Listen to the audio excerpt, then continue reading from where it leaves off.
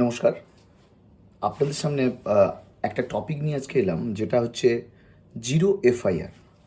অর্থাৎ নতুন আইন প্রণয়নের পর একটা নতুন সেকশন এসছে যে এফআইআর করার একটা নিয়ম, যেটাকে বলা হয় কি জিরো এফআইআর। এবার আমরা জানবো যে জিরো এফআইআরটা কী।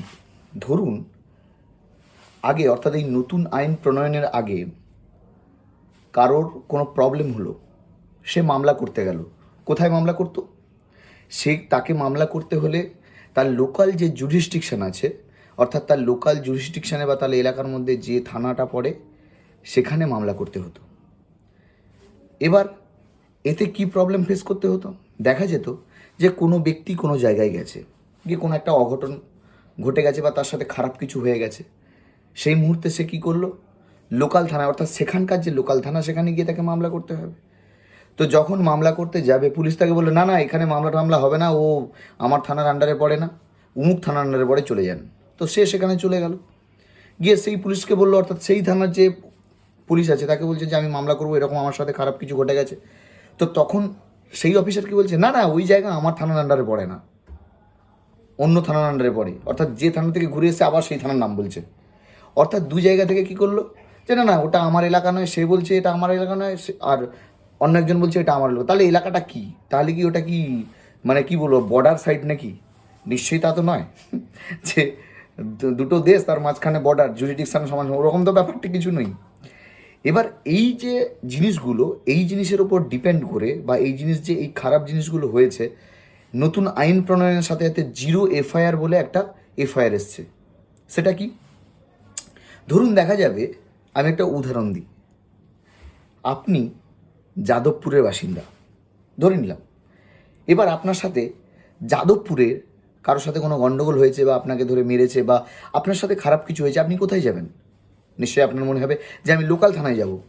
ঠিক আছে, আপনি ওখানে লোকাল থানায় গেলেন, গিয়ে আপনি কমপ্লেন করলেন যে আমি এটা এফআইআর হিসাবে আমি করতে চাই, আমার সাথে এরকম খারাপ কিছু হয়েছে।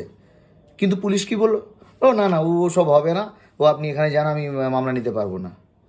তখন আপনি কি করবেন? তখন আপনি এটাই করবেন, যে কোনো, অর্থাৎ ভারতবর্ষের যে কোনো থানায় গিয়ে আপনি এফআইআর করতে পারেন। আপনার বাড়ি যাদবপুর, আপনার সাথে কোনো অঘটন হয়েছে, আপনাকে যাদবপুরেই যে এফআইআর করতে হবে তার কোনো মানে নেই। যাদবপুর যদি এফআইআর না নেয়, আপনি বেহালায় গিয়েও এফআইআর করতে পারেন ওই সেম ঘটনাকে নিয়ে। বেহালার পুলিশ আপনাকে বলবে না যে না না, এটা আমার এলাকার মধ্যে পড়ে না। কারণ কি? এখন জিরো এফআইআর শুরু হয়েছে।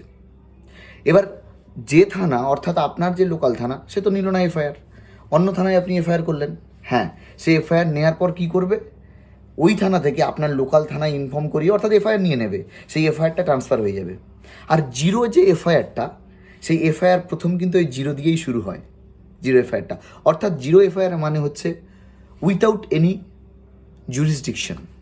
অর্থাৎ আপনার সাথে যাই কিছু হোক না কেন, আপনি ভারতবর্ষে থাকাকালীন, আপনি কলকাতায় আপনার সাথে খারাপ কিছু হলে আপনি মুম্বাইতে গিয়েও এফআইআর করতে পারেন, জিরো এফআইআর উপরে ডিপেন্ড করে।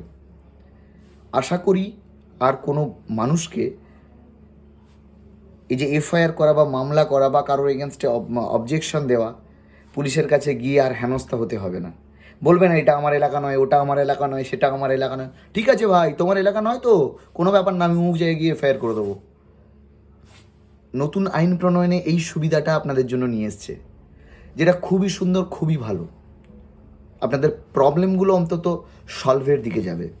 সবাইকে ধন্যবাদ, ভালো থাকবেন, সুস্থ থাকবেন, আবারও দেখা হবে।